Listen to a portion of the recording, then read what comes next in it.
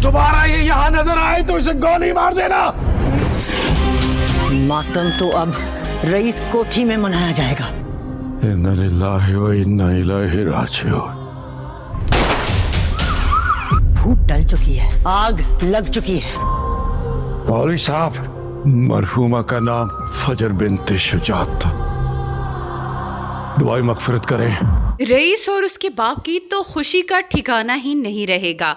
Rice हवेली में एक जश्न का समा होगा। फहद ने जो काम किया है उसके बाद सारे ही बड़े उसे शाबाशी दे रहे होंगे, लेकिन एक शेर जमान है जो उसकी इस हरकत से बहुत ज़्यादा गुस्से में है। शेर जमान जैसे ही फजर को लेकर उसकी हवेली जाएगा, वहाँ उसका बाप उसे धक्के मार कर घर से निकाल देगा कि ये मेरे लिए मर चुकी है और आइंदा अगर यहाँ आए तो उसे ज़िंदा ना रखा जाए। शेर जमान के पास और कोई चारा नहीं होगा कि वो फजर को दोबारा अपने घर वापस ले जाए। फजर अब फहद की मोहब्बत तो देख ही चुकी है। उसे ये भी अंदाज़ा हो चुका है कि अब उसकी हैसियत वहाँ किसी भी सूरत मुलाजमा से कम नहीं होगी।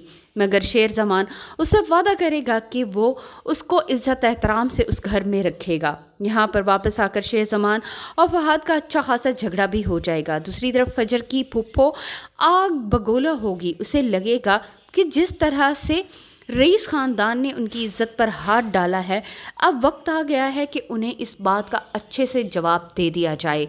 जब फहद और शेर जमान की आपस में लड़ाई होगी तो यहीं पर उसकी फूफो को मौका मिल जाएगा कि वो ये बात अपने भाई से कर सके कि वक्त आ गया है कि हम उन पर कुछ न कुछ ऐसा कर दें जिसके बाद वो किसी भी सूरत सर उठाने के काबिल ना रहें। और यहीं पर शेर जमान और उसके वालिद आ रहे होंगे और उसकी गाड़ी का एक्सीडेंट हो जाएगा, जिसके नतीजे में शाह जमान को तो दूसरा सांस लेने का मौका ही नहीं मिलेगा। वो तो वहीं दम तोड़ देगा और दूसरी तरफ शेर जमान को अच्छी खासी चोटें आएंगी।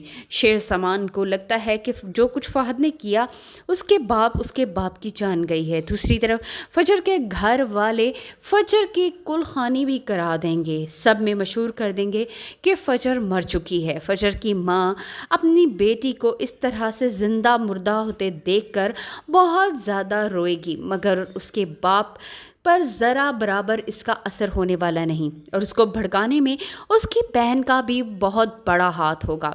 फजर बाप से माफ़ी तो मांगने आई मगर उसे माफ़ी नहीं मिल सकी और यहीं पर शेर जमान बहुत ज़्यादा गुस्से में होगा। उसे लगेगा कि हमारे घर की तबाही के पीछे ना ही वो शादी वाले दिन फजर को घर से भगा कर लाता और ना ही इतना सब कुछ होता। आज उसका बाप जिंदा होता और कम से कम फजर भी इज़्ज़त की ज़िंदगी गुजार रही होती। आज जिस तरह वो अपने पूरे ख़ानदान की नज़रों से गिर गई है, ये सब कुछ इसी की वजह से हुआ है।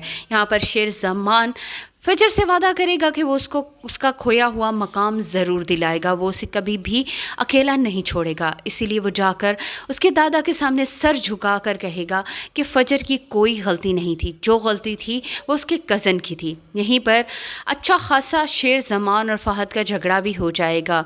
शेर जमान के वालिद का तो इंतकाल हो ही चुका है। अब उसके चचा जब अपने बेटे की हालत देखेंगे तो शेर जमान को पागल ही करार देकर हॉस्पिटल एडमिट करवा देंगे और वहाँ पर उसे यही जाहिर किया जाएगा कि इसकी जहनी हालत बिल्कुल भी दुरुस्त नहीं है। शेर जमान की वालदा भरी दुनिया में अकेली रह जाएगी और एक अकेली औरत भला कर भी क्या सकती है। शेर जमान को ऐसी मेडिसिन दी जाएंगी जिसके बाद अपने होशो हवास में ही ना आ सके। शेर जमान जैसे ही अपने घर वालों को देखेगा उसे अपने बाप की मौत याद आएगी और वो शदीद गुस्सा हो जाएगा और फहद को देखकर उसका गुस्से की इंतहा नहीं रहेगी। इसीलिए फजर उससे पूछेगी कि तुम अपने घर वालों को देखकर इतना गुस्से में क्यों आ जाते हो। फजर के सवाल का जवाब यहाँ पर उसके पास बिल्कुल भी नहीं होगा। वीडियो पसंद आए तो वीडियो को लाइक करके चैनल को सब्सक्राइब